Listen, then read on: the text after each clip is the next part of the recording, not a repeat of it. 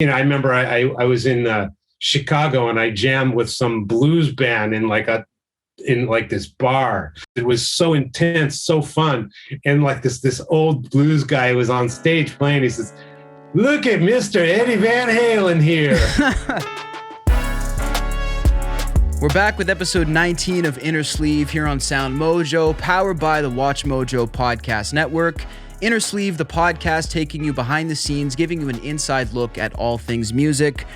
We're joined tonight by the dynamic duo themselves, the mastermind behind SoundMojo, Joe Pacheco, and future owner of the Habs, Frank Pavan. How you doing, my friends? Right. Hey, I'm trying to bring the positive manifestation in here for the sports.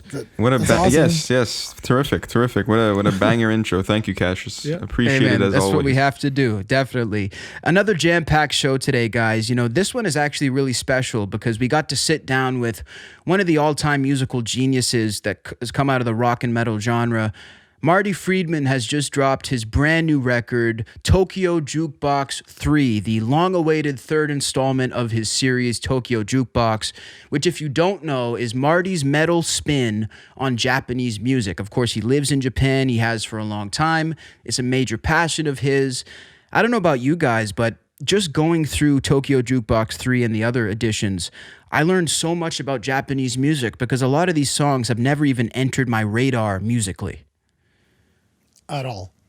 Right? Yeah. It's hard to find a lot of this stuff on American, Canadian internet even. For sure. Yeah, totally. And like what's really interesting is like the fact that it just sounds like Marty's music. It doesn't sound like like the traditional Japanese. Like I wouldn't recognize it unless I heard them side by side, but to me it just still sounds like Marty Friedman. Seriously. I mean, it's nice to one thing that I picked up on during your chat, Cassius, first of all, second time friend of the show. Mm-hmm. Yep. Yeah, one of our first regulars, actually. Exactly. There you go. So it's nice to see the relationship between you and him. It's also something that I picked up on was, you always hear about artists moving around from place to place to kind of inspire themselves musically and get a different sense of the world and whatnot. But Marty's taken his appreciation and loyalty to the country of Japan so seriously. Like he is one of them. He tries to involve himself with the youth, right? I think he was talking about having solos from curated fan solos that he would try and implement into his music. Anyways, he's really taken on that entire Japanese culture, and I mean, it's clearly working for him. It's really nice. It's very refreshing to hear. Very. No doubt. I think Marty is actually the only American on the Japanese embassy, which is a massive thing. He's one of their he's on their board of tourism, and he actually has the Japanese official heritage song, which is on this project, which is actually being used as one of the official Japanese tracks for the heritage of their entire region. So it's really massive stuff with Marty, and like you said, Frank, he's taken it and running with it. So really excited to give you guys this exclusive one-on-one with Marty. This might be the most access Marty has given any media outlet through this entire press tour. So it's really an honor to have him for this. And we'll be back after this exclusive track by track to wrap up.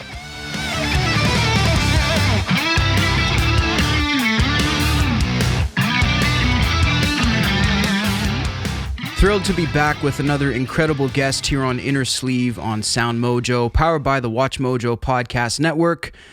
We're joined today with an all-time legend, one of the most iconic guitar players on the face of the earth. He has an exciting new project that's going to be dropping in full, and we have an exclusive track by track here for you guys that we're very excited about. Ladies and gentlemen, Marty Friedman. Sir. What's up, Cassius? Great to see you. Great to see you again. So much exciting stuff going on. Videos. You just came off the live stream a couple months ago, which was very exciting. We chatted about that. So I guess the natural starting point would be talking about Tokyo Jukebox 3. And, third installment in the series, obviously very exciting.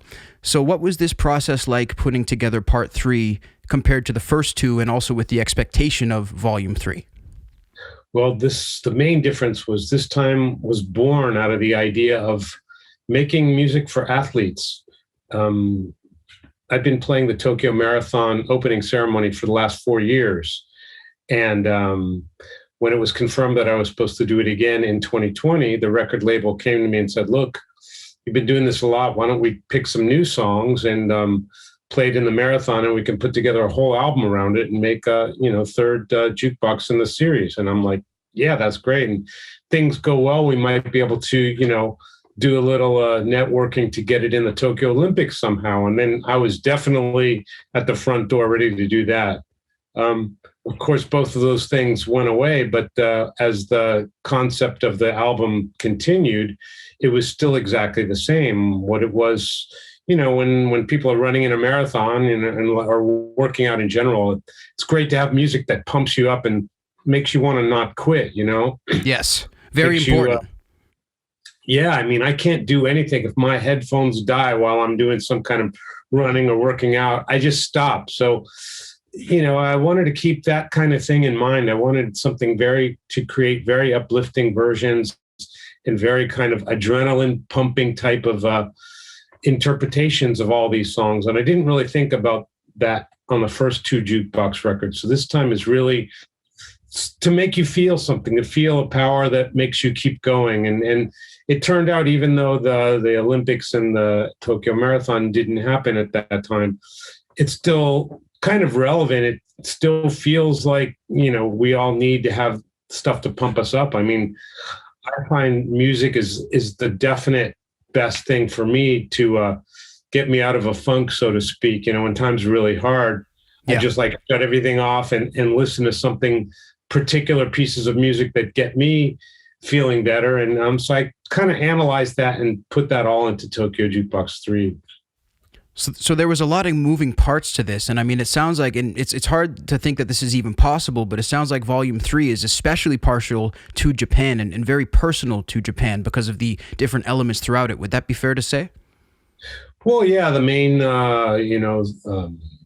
stimulus to doing it was because I wanted to do something cool for the Tokyo Marathon, but actually doing the first two Tokyo Jukebox albums, doing them live in different countries around the world has been super eye-opening. And I just love the reaction of non-Japanese people to this music. At first, they just think it's my music. Right. Because by the time I'm finished with these songs, it sounds like my records anyway. But the most recent tour I did was Australia in the end of 2019. And we played most of the jukebox stuff. And people just seem to light up when they hear these melodies because they're not accustomed to that kind of melody playing. It's so different from what's in the rest of the world. And so that really laid an influence on me when I'm kind of rearranging these songs for the next record. For sure. Now, do you find that a lot of people come up to you and say, like, hey, I thought this was your song, like you said, or is there an equal mix of people saying, hey, I went to check out the originals and I'm starting to be turned on to that? Is it pretty much half and half? It's both of those things all the time. They'll say, I thought it was yours. I'll say, no, I didn't write it. I just changed the arrangement. And I always turn the people on to the original artists, not only so they can dig the original artist, but to see exactly how I completely destroyed it. Right, and made it your own. Yeah, and but it's all with it's a labor of love, and then it's with keeping the essence of what I loved about the song in the first place really intact. Yes. And I get a lot of that, and if it starts people on a new rabbit hole of finding some cool Japanese music, then I'm all for it.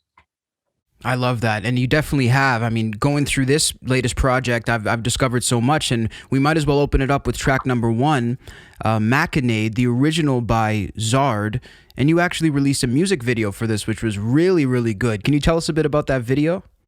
Thanks, man. I knew that I wanted to have little kids in the video. That's the only concept I had in my mind. Okay. And then once I found these kids that absolutely just rock. They can actually play. They're like 7 and 6. Wow. And they can actually play, and they've got the spirit, and they're just so cool. When I found them, I brought the idea up to the video director, and the director came up with the idea of asking people in my fan group to actually join the video with me. And it was just a brilliant, brilliant idea. I would have never thought about it had he not brought it up to me, but it was kind of a no-brainer. I should have thought of it. And so I put like a note in my fan group, my Facebook fan group, and just kind of said, look, I'm doing this music video. If you want to join, here's the details.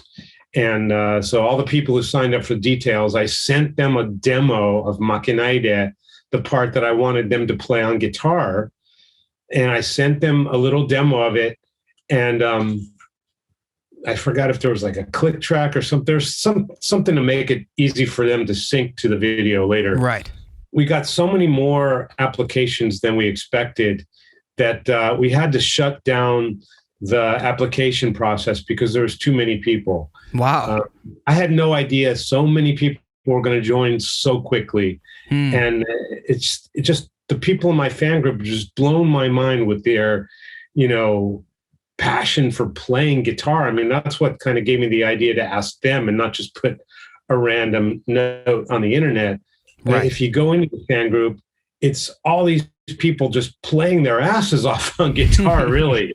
It's one video after the other. How I didn't think of this, put it in my video, is beyond me, but thank God for the director who did. And so we got all these people, and they did such a great job. And I told them, play the rhythm, play the lead, play any part of the song. Doesn't have to be perfect. Just has to look like you're enjoying playing guitar. And some people, I don't even think they knew how to play guitar. They're just posing with it. Yeah, and it works. It works. But there are a lot of people, when they sent the videos in, they even had their guitar turned up. You could hear their guitars. And they were playing the stuff really, really well. So nice. I think it was cute. It was cute that they wanted to show me that, look, I'm playing it. I'm not just faking it here. I'm not going to phone it in, Marty. I'm doing it. Yeah, they're doing. I thought it was so adorable. I wanted to use their tracks actually, but couldn't do that. But it was just such a great feeling to get that kind of support from the fan group, and so I want to do more things involving them. And now that it's kind of a remote era that we're finding ourselves in, I'm thinking of a lot of ideas to involve them more. So it's a fun group. I really enjoy them. That could just be the tip of the iceberg. I mean, yeah, the potential for interaction is pretty much limitless, right? Yeah, I mean, just to see the reaction. I mean, the director said, we need 91 people. And I said, wow, 91 people. I don't know if we can get that many. I can't imagine. It's a lot of work to make a video, follow the format and all that stuff. And then we got like 126 people right away. Man, that's crazy. It was crazy. We shut it right down, and we used as many as we could. I think we used almost all of them. Like 2 people fell in the cracks, and I still feel bad for them, but we used everybody in there, and it came out nice. Man, yeah, it definitely did come out nice. I mean, some of the best visual effects I've ever seen on videos, the stuff you're doing lately, and I'm not just saying that.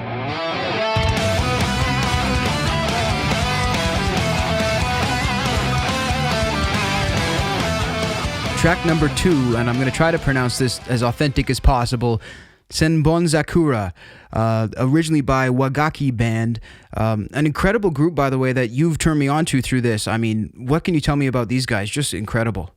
Wagaki Band. Wagaki means Japanese instrument. Okay. So it's basically a band of Japanese instruments. And they're extremely aggressive and powerful and modern and very Japanese in motif. It's like a steroided out version of Japanese traditional music. I like that the way to put it. That's what it is. I mean, it sounds like nothing other than Japanese music, but it's done with it doesn't sound like heavy metal, but it's got the same amount of heavy metal aggression. And boy, is it well produced, man. And they really, they have a great version of Senbonzakura. Of course, a lot of people have covered this song in Japan.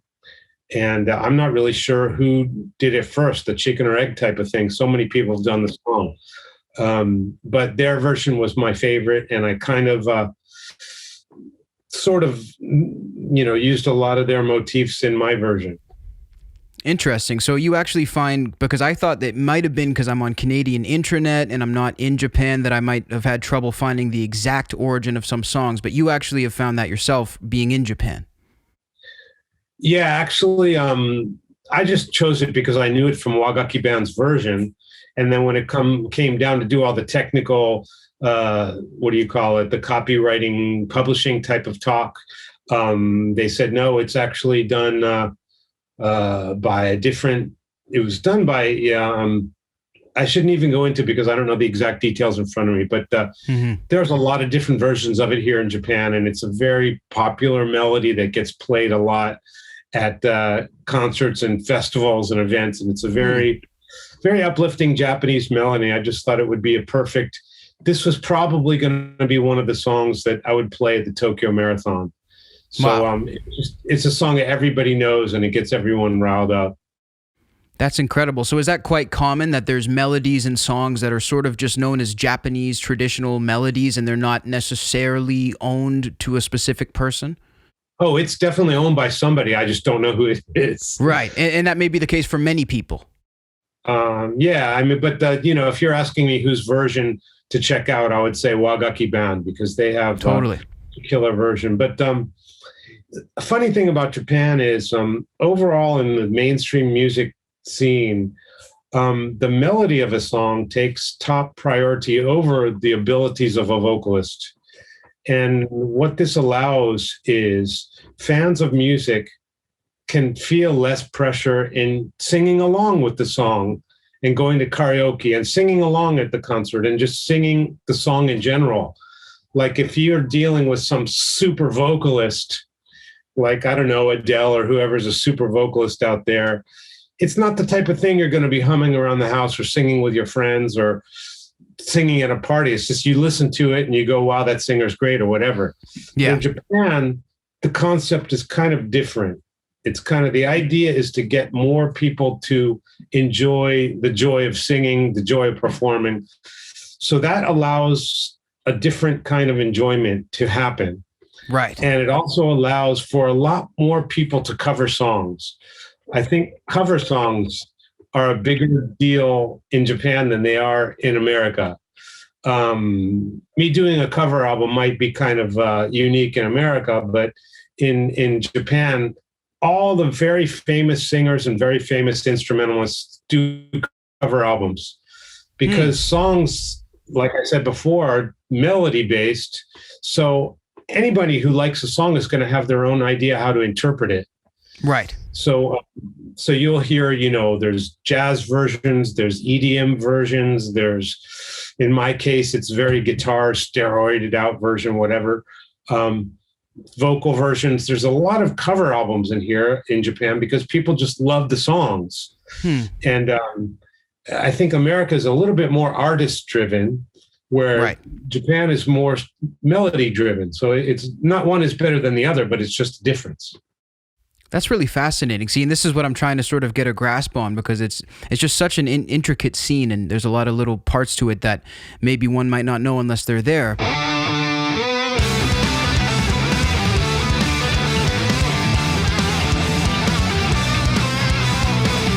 Track number 3 is by, is it Lisa? Yeah. Lisa, Gurenge. By the way, the bass that you put on this track, your bass player, I mean, just kicking ass through the entire record. But on this track, I was like, wow. I mean, talk to me about producing that. Yeah, this is Kiyoshi, who plays in my solo band. And she is, she's the most perfect bassist for my music. And she's been in my band for like 5-6 years now and done about 3 of my records so far on all my tours and stuff. What can I say? Total aggression and total force. Yeah. And pitch and timing and all the things that are important to me.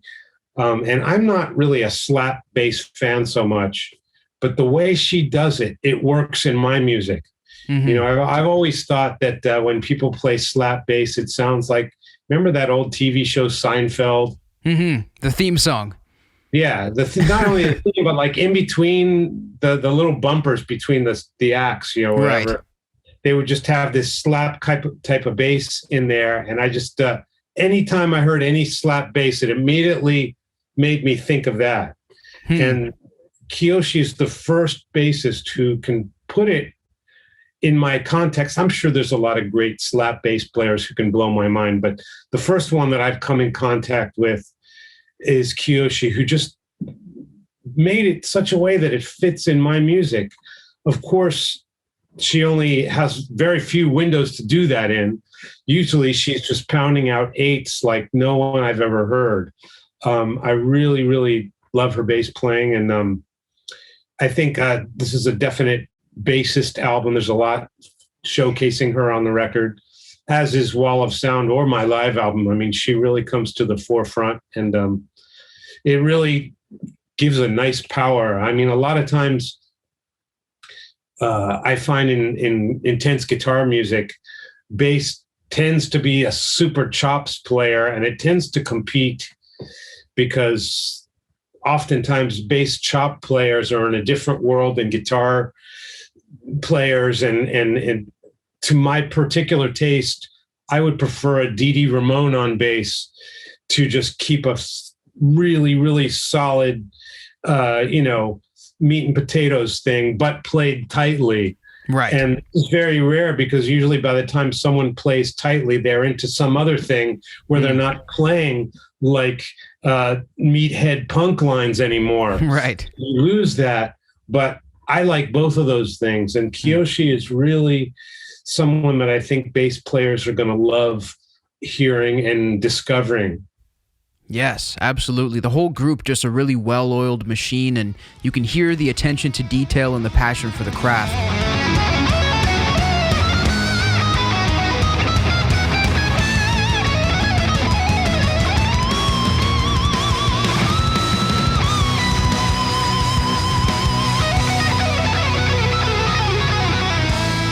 Track number 4 is Kaze Ga Fuiteiru, originally by Ikamona Gakari, and one of my favorite solos on the project, by the way. I mean, this solo just blew my mind into smithereens.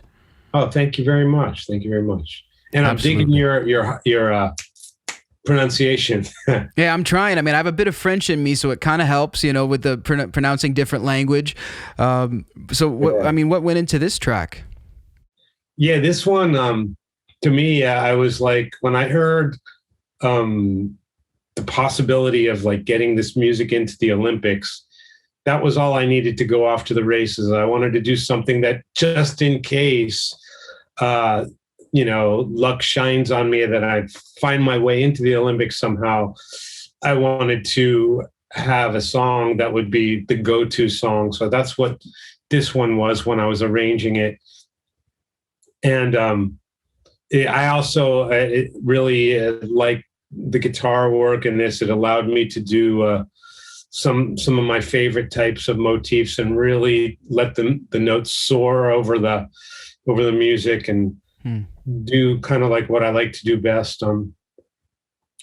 It's a very elegant type of song. Funny thing about this song is the ending part is really quite an unusual motif for me. And it's a very unusual motif for the drummer who was in my recording, named Anup Sastry, who is one of my favorite drummers of all time, has been recording with me since Inferno and is a true god. But I wanted, at the end of Kaze Ga Fuiteiru, there's like about maybe 45 seconds or a minute of kind of a cooling down period. Mm-hmm. And I wanted like this kind of old school Bruce Springsteen type of motif for the band sound. No heavy rhythm guitars, really just kind of that sound, the big old school arena, working man pop music, veteran players type of thing, old school veteran guys. Yeah. And Anup is like in his mid-20s or something, and he's like a genius of modern, intense, difficult drumming. So he was not familiar with this sound I was going for, this very old veteran type of playing. So I found all these old videos on YouTube and sent it to him, and he'd do a track, and I'm like, well, it's kind of like that, but you're still playing it too tight, too modern, too metal, too heavy. You got to lay it back like these old cats in there. Mm-hmm. And it took a while, but eventually when he got it, he really did get it. But he was like, the whole time he was like, man, I'm not feeling this. I'm not getting what you're saying. I know you're explaining it. And I don't really explain things in a very technical sense. I make it more purple, make it more smoky, Right. So people are like, what the hell is he saying, But he eventually got it once I sent him enough examples. And it was just a unique motif. It's not a place I usually go in my music, but it made such a cool contrast to the rest of the song. And I just really, that's why I am playing this song live in my concerts. It's one of my all-time favorites of any of the Jukebox series. Man, that's wild. I mean, it must make for a really, it's like a delicate experience between musicians, I think, when you're pushing each other to get to that point. I mean, there must be a lot of trust that's built, like between you and your drummer, for example, in a situation like that.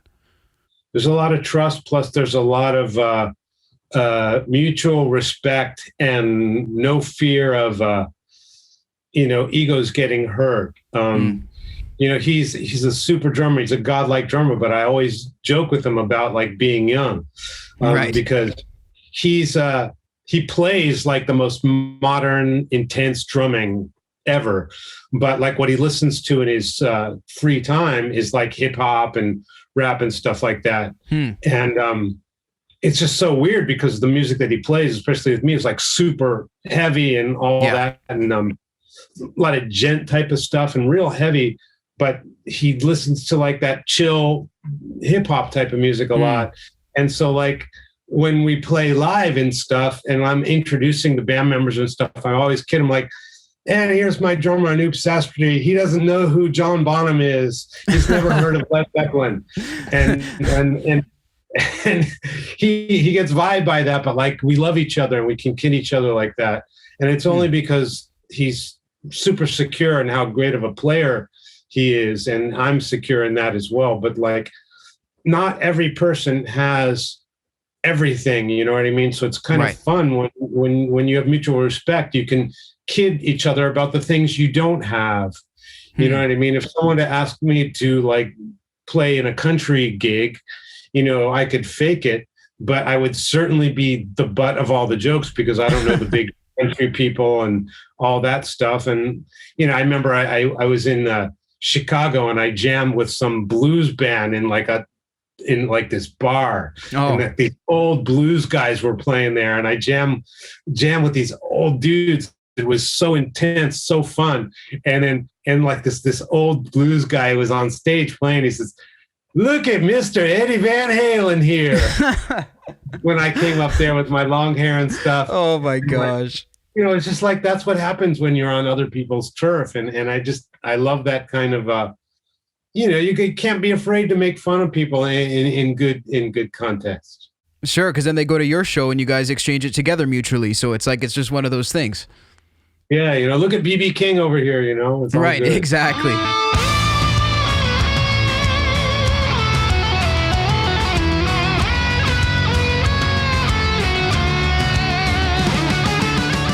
Track 5, Echo, by the most popularized version by SF9. I'm wondering, is the introduction to that a tribute or tip of the hat to Kiss Detroit Rock City?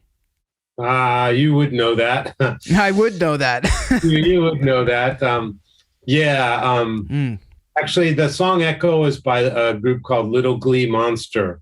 Okay. And it's a girls pop singing group, but I did pay homage to the intro to Detroit Rock City with that.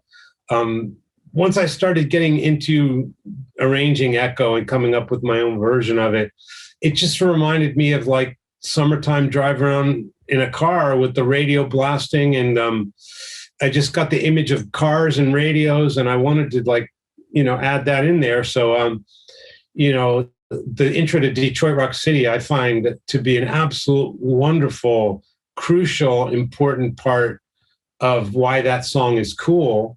Yeah. And I thought if people pick up on that, that's great. if young people have never heard of Detroit Rock City, they think I came up with the idea. So that's great too. So it's a double win situation. Man, so a little something in there, and then obviously quite a rework of the track. I mean, again, talk about making it your own. You really went all the way with this one. Yeah, for sure.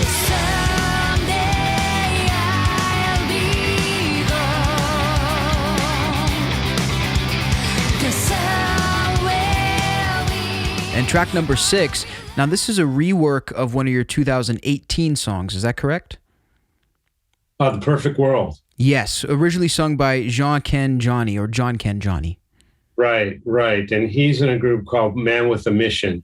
Yes. And just a wonderful group. And he did such a great job on the song.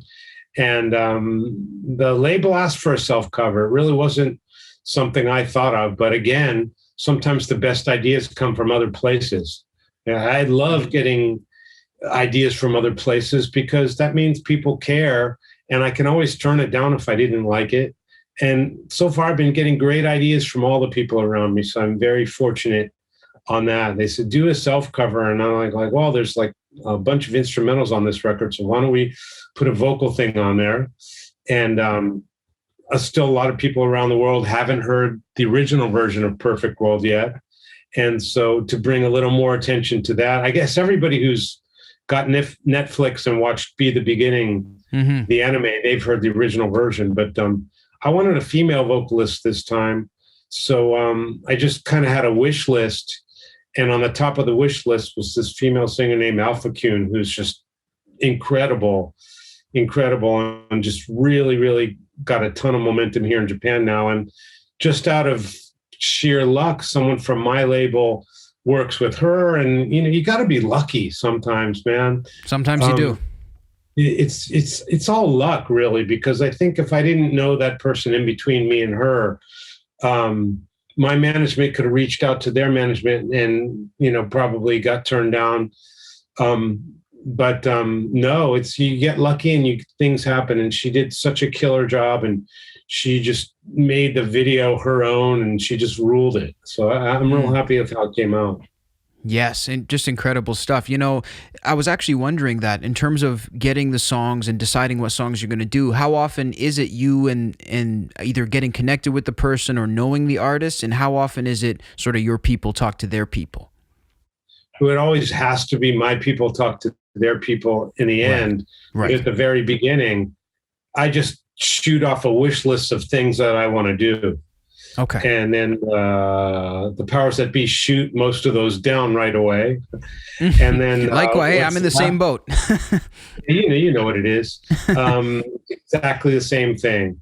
And like, for example, the first song, Makenaide, that song is a staple of Japanese music, and it's never been covered in Japan.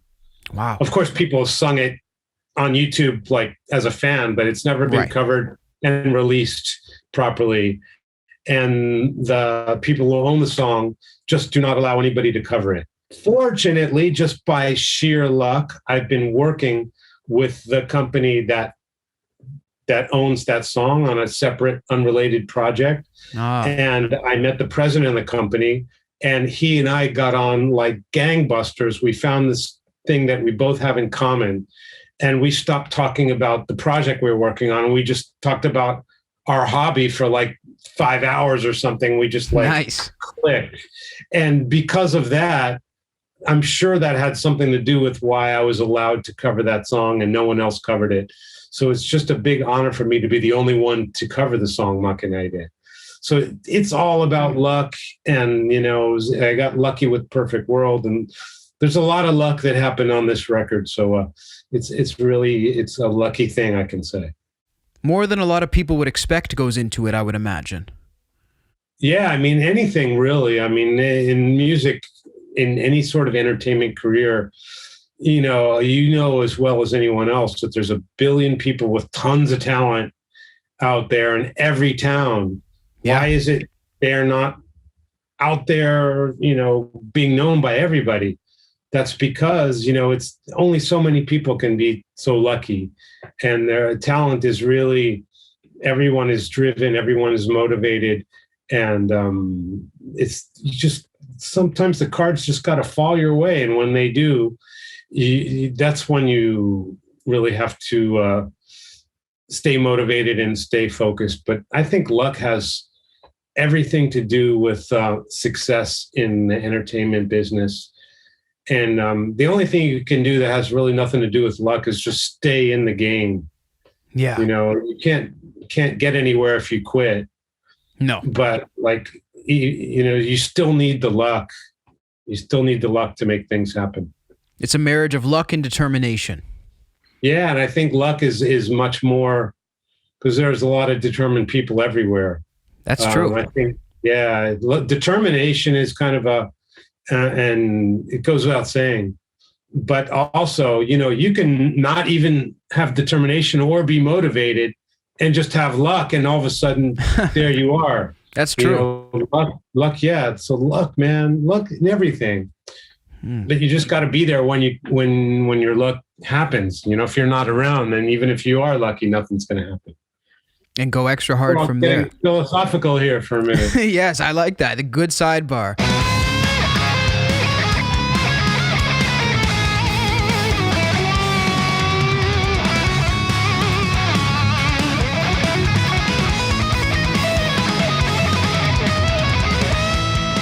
Track number 7, U.S.A.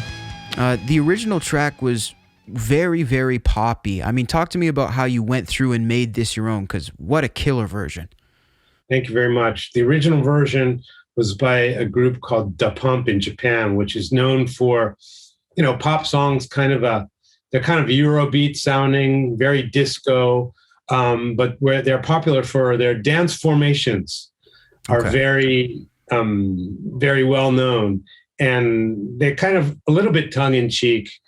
And the song USA was a huge novelty hit in Japan. You could not go anywhere without hearing it or seeing the dance version on TV or seeing other people mimicking the dance version. Everyone knew this song. And for whatever reason, the group Da Pump asked me to come on TV and play it with them. And the song's not a rock song at all. And they just wanted me to play it with them. So I'm like, sure. And I did. And they didn't say, I'll play it like this or play it like that. They just said, play. And so me being myself, I just took it upon myself to totally heavy it up, rock it up, and punk it up, maybe. And it was so fun to play. They're doing this dance formation and I'm headbanging my ass off. And it was just a very neat contrast to watch it. And while I was doing it, this was in 2018, while I was doing it, I was thinking, wow, if I ever do another Tokyo Jukebox album, I'm going to do this song and I'm going to do it just like this. And so I kind of took my own arrangement from that. And then I added an intro. I added an entire intro to it for Tokyo Jukebox. But the seed of that just came from playing it live on TV and realizing that even though it's disco, it can be full on slamming rock too. Man, it's so good.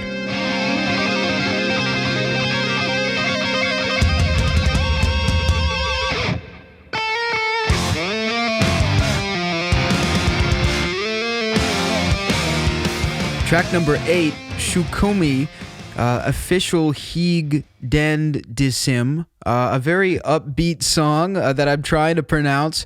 I mean, what was it like to transform this one? Because again, piano-driven, very upbeat, poppy kind of stuff at first. Yeah, it's that is official Higadendism. Higadendism. It's what Higa means beard in Japanese.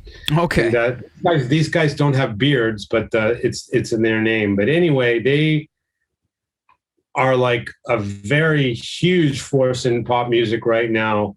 You can't go anywhere without hearing one of their absolutely viral songs, smash hit after smash hit. And the thing that's interesting about them is they're not really groundbreaking and modern. They're very straight ahead J-pop. They've got all the rules checked off in J-pop. Right. A very easy to understand melody check. these type of chords, check, this kind of build-up, check, this kind of arrangement, check, this kind of breakdown, check. It's got all of the things, boxes ticked in there. Right.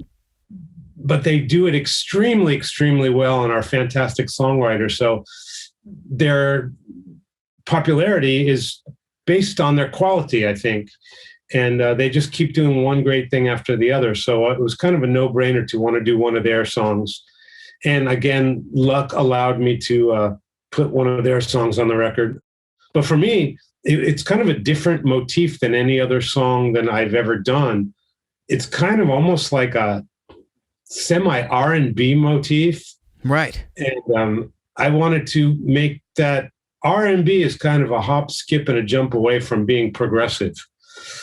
So it's kind of easy to take R&B chord voicings and turn them into progressive motifs.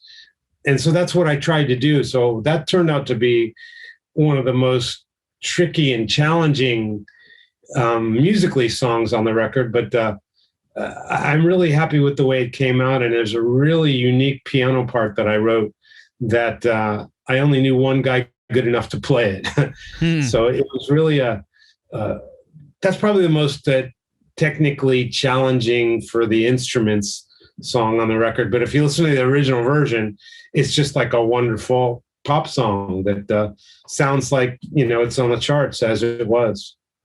Yes, and it looks like they traveled to New York for the video and such. I don't know if they live in America, but definitely, I mean, J-pop, I mean, it looks like it's taken over the American market also in its own way. A little here and there, people are discovering it more and more. Not nearly as much as K-pop, but I think the wall between J-pop and K-pop is J-pop is based on melody, and K-pop is based on dance formations. And dance formations doesn't have a language barrier, so that can go anywhere. Right. And J-pop is all in Japanese, so there's that. But little by little, people are discovering J-pop. It's got its own flavor, so if you like that flavor, you're golden, But if not, it's understandable that if you don't understand the language, it might be a little bit hard to find.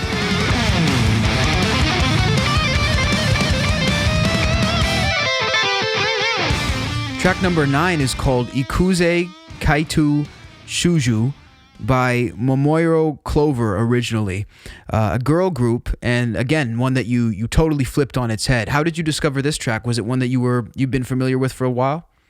Yeah, I mean, Momoiro Clover is they're maybe the most famous female idol group in Japan. If not, they're up there. I mean, they play stadiums and they're just really the top of the heap. And the reason they are is because their music is extremely innovative. It's not just cute girls dancing around. It's extremely innovative with unbelievable production. And you just kind of have to hear it, really owe it to yourself as a fan of music, any kind of music, to go Google search Momoiro Clover, and you'll find some truly amazing musical music. And I've done a lot of their stuff. I played with them live. I've written music for them and recorded guitars on their songs. And we did the Sailor Moon theme together.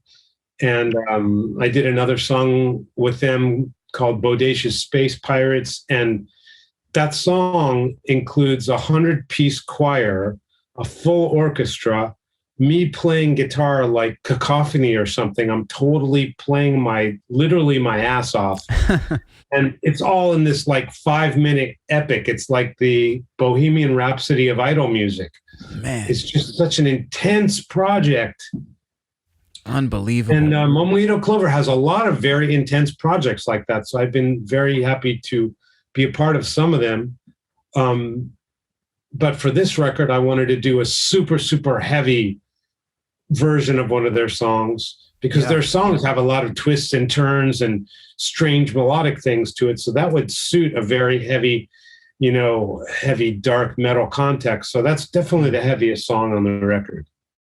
Which is incredible, you know. I mean, one of the lighter originals, one of the heavier reworks. How long would you say it takes you, and I'm sure it's different for every track, to hear your version in your head? Are we talking days, weeks, hours? Some of them come right away. Some of them takes weeks or months, but usually if it takes a long time, I've already discarded it and started to think about other things, you know. Usually the first thing I hear is the direction. And if I hear the direction and I try to actually make it work, then I'll know if I can or not. If it's not happening, then I just dump it. Usually I know right away whether I have a start on it. But once I start, it can take months.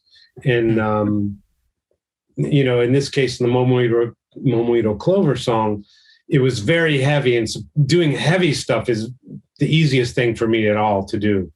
By far the easiest. So when I decided, okay, I'm going to take this song in a heavy direction, that was really easy. But some of the other songs are much more adventurous for me, like Shukumei, you know, the motifs in that song. I've never done anything like that before. So that took much more time.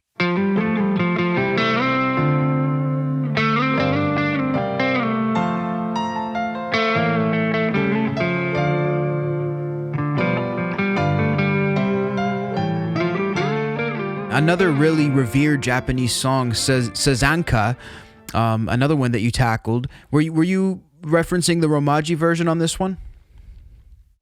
The version that I did was called, the people who originally did it is Sekai no Owari. Okay. And their music video for the song is absolutely just jaw-dropping, beautiful song. And their version is a ballad. And my version is also a ballad, but I wanted to step it up in the power department and make it very heavy and dark and very, very sad.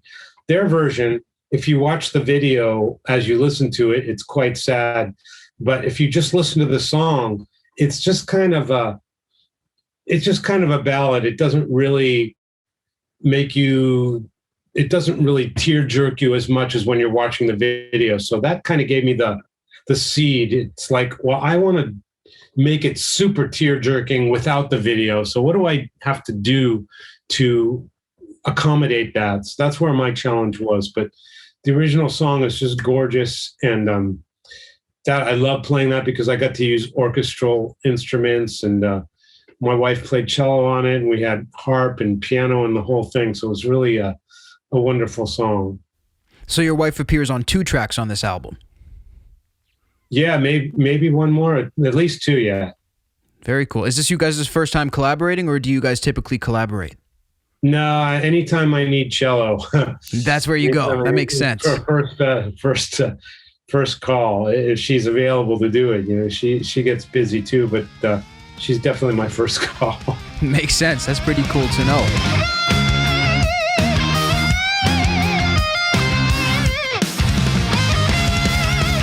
You know, track 11, Time Goes By, popularized mostly by Every Little Thing. That original track was one of the most reminiscent of Western music that I think I've heard out of this bunch. Do you sort of hear that? Yeah, this is an interesting point, because most of the songs on Tokyo Jukebox 3 are very current songs. They're all from like the mid 2010s.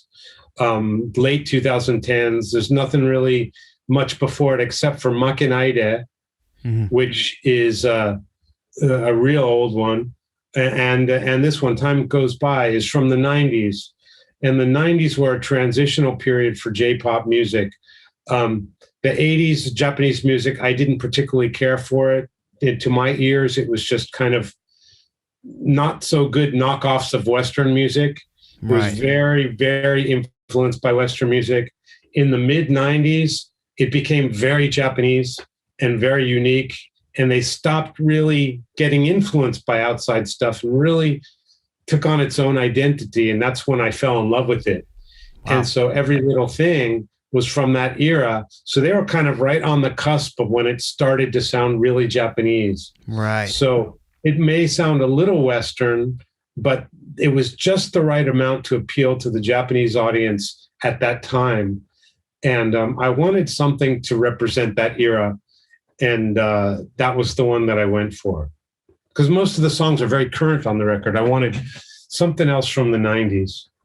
That's really interesting. And added some nice percussion in there too, right off the top. Really enjoyed that. Oh, thanks a lot. Yeah. That song is definitely the most challenging on guitar of the whole record. Believe it or not. It didn't think it was going to be that, but I found that as I was doing it, it just became a cacophony festival or something.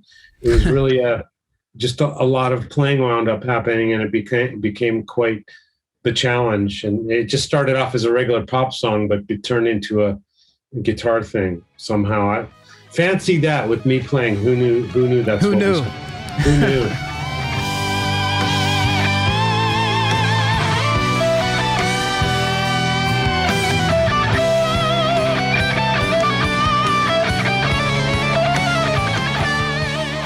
You know, speaking of challenges, the last track on the album has got to be particularly special to you, the Japan Heritage official theme song. And I think you should tell people how this came about entirely. Well, I was absolutely honored to be appointed an ambassador of Japan Heritage in Japan by the Japanese government. And yeah, what a thrill. I mean, I'm a foreigner. I mean, they've inducted a few other people, like the baseball player Matsui, and all Japanese people. And so, as a foreigner, to become an ambassador to Japan Heritage, it was just blew my mind completely. And I think, why was my first question. I think it's because I think I'm the go-to whenever I'm outside of Japan. People are always asking me about Japan. What's Japan really like, and what's the music like? What are the people like? What's like living there? So I kind of am, while I'm in Japan, I kind of feel like an ambassador to America, because people look at me like, oh, he's American, so Americans must be like this guy. It's like, got to make America, can't make America look bad. And sure. So, but when I'm outside of Japan, people ask me about Japan a lot. So I think I would be the ambassador to Japan, whether or not they officially appointed me or not. Right. But the other reason is I think they wanted me to come up with music. And when it came the day they officially asked me to compose a piece of music for, government events and political things and things having to do with Japan heritage, they asked me to write a song for me to play on guitar and to use the Tokyo Philharmonic Orchestra to play with me. And so that was a huge thrill to be asked. And but soon the thrill went right away, and it became just a responsibility, because I knew, it was just one phone call away from them saying, well, we don't think this is right. We're going to get someone else. We're going to get Ryuichi Sakamoto or some other. So many people much more qualified than I am to do such a thing. So I just did not want to lose the opportunity. And I just, worked like crazy getting something that I felt was right. And I wanted something that represented day-to-day Japan in a musical motif. A lot of times when American people try to do a Japanese motif in a song, it sounds kind of like that music you hear in the background of a sushi restaurant. Right. Not authentic. Well, it's authentic, but it's just it's not everyday music. It's not every day that people normally don't listen to that. Right. It's very Japanese, but it's also the tourist side of Japanese. Okay, fair enough. Day-to-day people have a much more current type of sound and a current type of melody sense. And that can all be summed up pretty much in the whole Tokyo Jukebox 3 album, or any of those jukebox records. The melody sense is that's day-to-day current stuff. But when people try to do a Japanese motif, it usually sounds like the old Sakura Sakura or Kojo no Tsuki, or these famous old Japanese songs. They're wonderful songs, but that's just not day-to-day life. You're not going to, you might hear it in a supermarket, but it's just I wanted something to represent every man's Japan.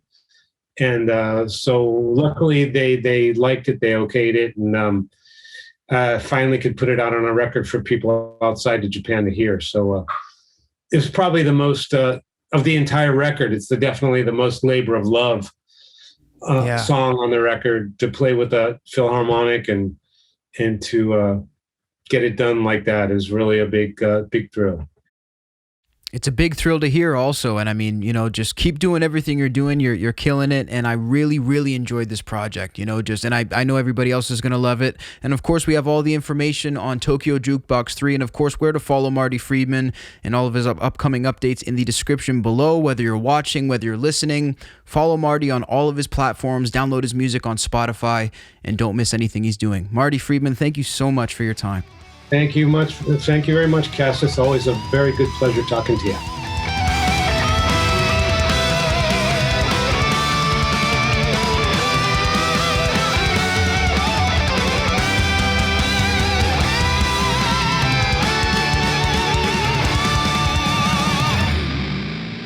What a track by track with Marty, man.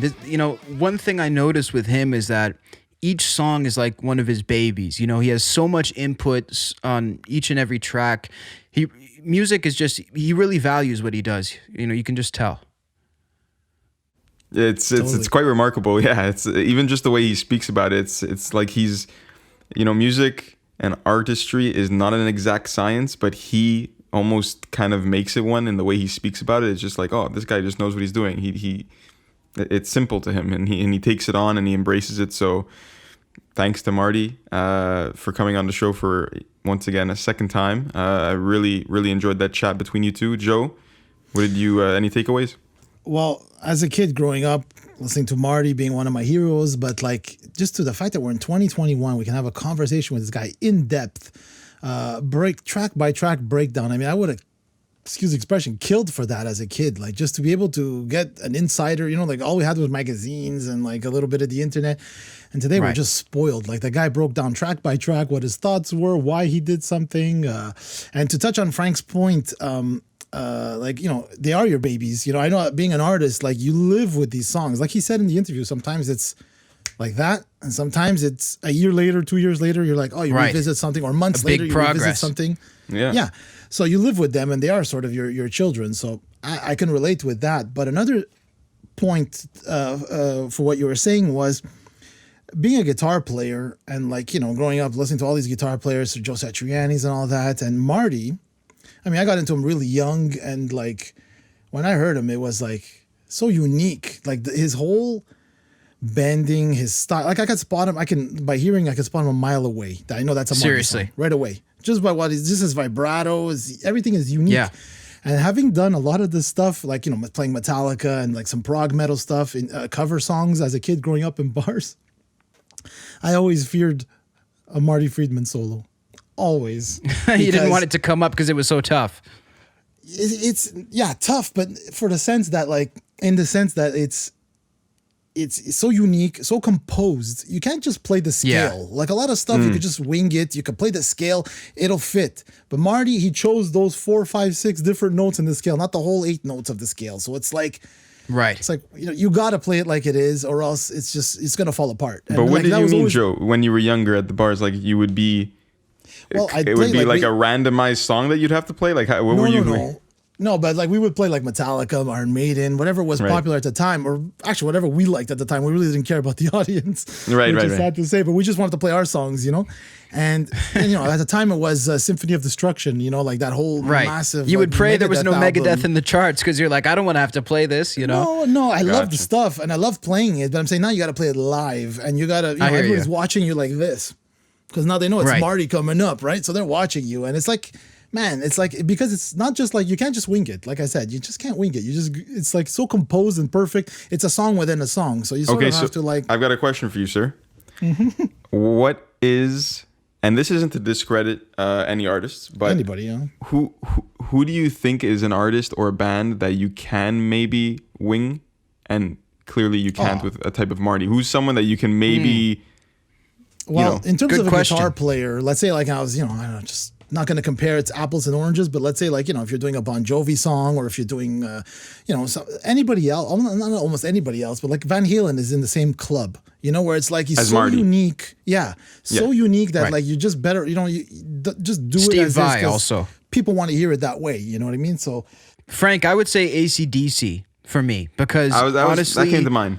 right? Yeah. Because I mean, and again, it like you were saying, it doesn't take anything away from them or anybody else. But when I look up like easiest tutorials on YouTube and I go to learn Highway to Hell, I can learn that within an hour. And the thing about those tracks, which is interesting, is that the first rock band, Sabbath, is another great one where it's not really easy to recreate his sound, but like in terms of playing those tracks, it's pretty easy to do. And I think it's because they were the first rock bands and metal bands. So it didn't have to be overly complicated. You could press 2 notes and make this big sound. It had never been done before. So really interesting to think about that. To be honest, same goes for AC/DC with the drums.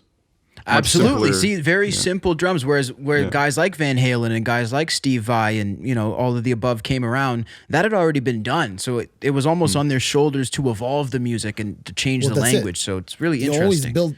You always build upon the past, right? So like it's going to get like metal today is 10 times harder, I find. If you're going to try to play like some of these guys like Polyphia or whatever, like they're just Dream Theater riffs are just, that's it, but it's like the riffs are so busy and so constructed that it's not just a typical like Metallica riff anymore, or AC/DC. The thing is more notes doesn't equal better. I mean, like a song is a great song, right? So it's like you want to play for the song. And that's what Marty does. He plays for the song. Like you can listen to all of his solos, you could probably hum them. That's a good point too. What you made me think of there was like the new wave music, like with Immortal Guardian.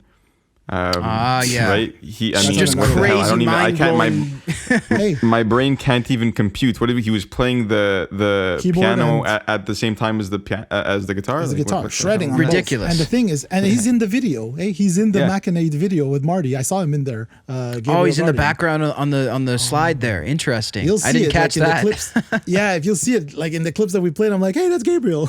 Oh man, that's so cool. Yeah, it was really awesome to find out how Marty put that together, because I mean, you never know how those things go, if they're, hired people or whatever, but they were actually fans. And the other cool thing was Marty talking about his production techniques, like saying, to his bassist, I want the song more purple, more of a purplish hue, or I want it more of a mahogany, or what. It's like, unless you're like a musical genius, I can't wrap my mind around those terms, but it makes sense to him. You should be in a studio when there's a session going on. I bet you an outsider would be like, what the hell are they talking about? Yeah, what's going on, right? Like that. Make it more purple. Make it sound like this. Make it sound like doves are flying. Make it sound like a dove lava lamp. No. Yeah, you gotta like make that happen for the artist. Like, okay, what does he mean? And you gotta sort of interpret it. It's what it is. I found it really cute when he enjoyed how you were trying to pronounce. Yeah, learning titles, Japanese with Marty Friedman is the headline here. No, that was cool, because it was so funny. The first one I go, tell me about Makenaide. And he goes, well, Makenaide was about this. And I said, oh, fuck, I better step it up right now. I said, it's, I better, so I said, I'll step it up and try, and gave it my best shot, man. That's all you can do. Yep. A takeaway I had from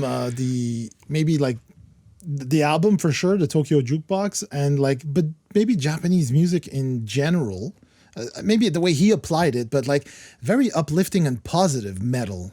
Yes, you know what I mean. Very much so. Like it's not dark and heavy. I'm sure there are, and there, and it could be, but like this just had these melodies that make you want to like these anime melodies, right? One of the songs I discovered today was in my favorite anime, or one of my favorite animes, and it's like very uplifting and like what I really got was very anthemic. Every song has like an anthem vibe, nice. Right? So it's like you could be at a show and be like, it's an anthem. Everybody can sing that whole melody, I couldn't agree more. From this album. It's interesting to see that because I think it runs with the theme of the world right now. You look at the most popular app in the world, TikTok. It's all about fun. It's all about positivity. Well, I mean, for some people, for a lot of people, it's not that positive on the app, but I think the overall takeaway from the app is fun. And I think it's the same with K-pop, J-pop, a lot of this music is that it's all, like you said, upbeat, positive, anthemic.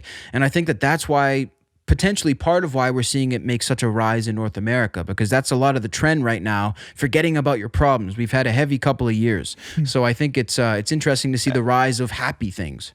And that whole aura translates into his cover art as well. It looks like a beautiful, Absolutely. It's a beautiful, amazing. vibrant red flower, tree, garden, whatever. It's Very that's what it brings out of me. Japanese trademark also. Yep. Yeah, it's actually a beautiful cover, man. I was impressed when I saw it. I was like, wow, it's so cool to see like Gorgeous. Yeah. everything, the artwork behind it and everything. Yeah, I love it. He's all in. So I definitely encourage everybody to go check it out. It's Tokyo Jukebox 3 by Marty Friedman. Link is in the description below. And I don't know if there's anything else we wanted to add. Over him. We did. Wait, we have to, man. You know, he's the one and only. Was there anything else, guys? About Marty? Or in general? Well, I mean, what we spoke about in pre, we can discuss here. I mean, depends on if any one of you watches the Oscars on a regular basis, but Nope. Receiving Joe, an early no for you, and that kind of ties in. I didn't even know. You didn't know it was on? It's I know it's not directly music related, but it is something that happened. What was it? Earlier this week or last weekend, I should say, and the viewership is hella down, as the kids say these days. Hello, fellow kids, is what I often say. Like Steve Buscemi. So how low did the viewership go this year compared to, say, last year? Do you have the numbers? Or it was. Let me get this for you. Oh yeah, so last year, 2020, they had 23.6 million viewers, and this year, 2021, a steep drop to 9.8 million. So 23.6 from 23 to 9. Yep. Wow. Wow. So that's odd, because I was thinking in the back of my mind, like, you know, maybe more people are home. You'd think more people would be like, why do you guys think that this might have dropped so much? I think not as many big movies. Like, I really didn't know any of these titles. Nobody's going to movies. Maybe there's less of, you know, like no one's going to the theaters, right? So like you don't have 1, 2, 3 titles that everybody sort of knows. And but you said it too, Joe. It's like there's so much more competition. Like, but that's what I was gonna say. Everything is splintered out now, right? You know, like we were all talking about cord cutting just a few years ago or whatever, you know. And now it seems like, okay, you're paying $15 for Netflix, you're paying this for that, and then HBO, and then there's Peacock that's coming, and then there's Hulu, and it's like, man, my bill's still gonna be $100 a month at the end of the day, you know. I thought I was supposed to save money. Yeah, that's it, right? So I think that's what it is, man. I think it's just everything's been so, I don't know if it's the right term, democratized, like split up and splintered. You know, that's a good point. Yeah, everything's very saturated, and you're right. Like, there's no big blockbusters, and I think like the movie business has been suffering because a lot of the big blockbusters are from franchises that have already been popular for a long time, sort of making additional movies over and over, or just remakes. So it's, I think it's tough. Looking at the music side, I think music is definitely going to be prospering more because I don't think there's that many people sort of biding their time waiting for movie theaters to open, because you can watch a movie at home. You can't really watch a concert at home. Like, a concert video is not the same. Yeah. Concert life is going to thrive when it's back, man. Seriously, it's going to be huge. Like, we're debating, are people going to go back to cinemas, or they're just going to be happy with what they've got at home? That's a valid argument.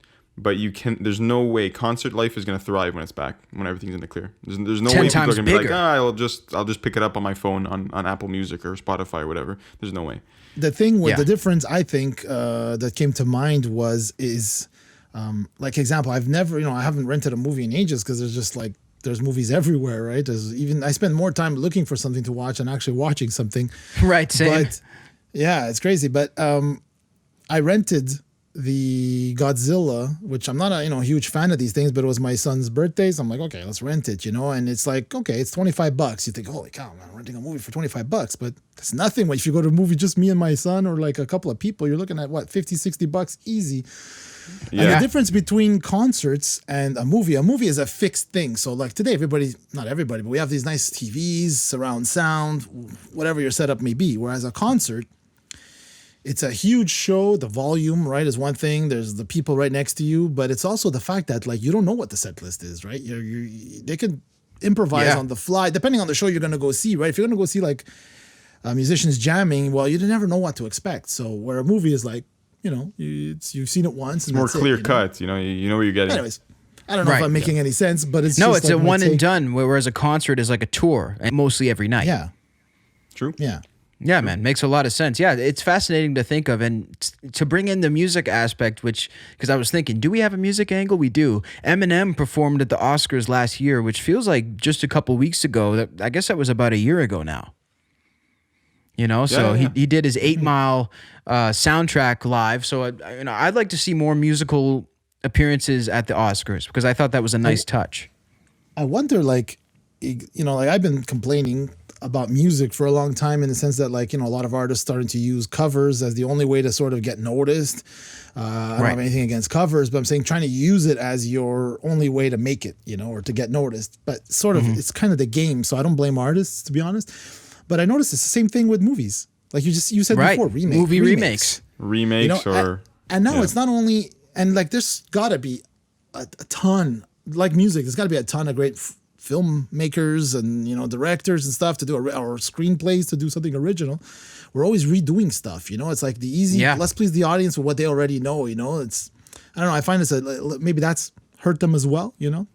To cop out. I think it definitely has. Like music is not only at this point doing a straight up cover, right? Like, look, Marty Friedman did a whole album full of covers, but he made it his own. And what I get annoyed with nowadays is I notice it's just, hey, what's a chorus that worked in 80 something or was super pop? Let's just take that chorus and make any kind of a verse. It doesn't matter, because people want the chorus. Cut and paste, essentially. And meanwhile, they probably have, I don't know, I didn't check this for for fact checking or anything, but they probably have 15 writers on those songs. Oh, absolutely. On most of them, anything you're seeing winning awards nowadays, it's a team of guys, and it's very strange how far removed it is from everything. But very curious to see where both of these businesses are going to go, because you never know. If the concert industry doesn't come back as much, maybe they'll start releasing exclusive concert videos through movie companies. We've seen them dabble in that with Kiss and people like that. So you never really know what's going to happen, but definitely curious to see it. And really happy that everybody tuned into this new episode of Innersleeve here on SoundMojo. Shout out to Marty Friedman for being so gracious with his time and giving us this incredible exclusive. He's the man. And of course, make sure to check out that link in our bio for everything Marty and everything Innersleeve. Make sure you subscribe to our YouTube channel on Apple Podcasts, Spotify. We have new episodes every single Thursday, and discussions just like you saw here, but also interviews just like you saw with Marty. So click subscribe and click that notification bell as well to keep updated on everything we do. And of course, check out our community tab on YouTube. We have polls up there. We want to know what you guys want to see next, who you want to hear us talk to. Really, this is all audience-based. Your wishes are commands, so please let us know what you want to see us do. And thanks so much for tuning in. We'll catch you guys next week, right back here on Innersleeve.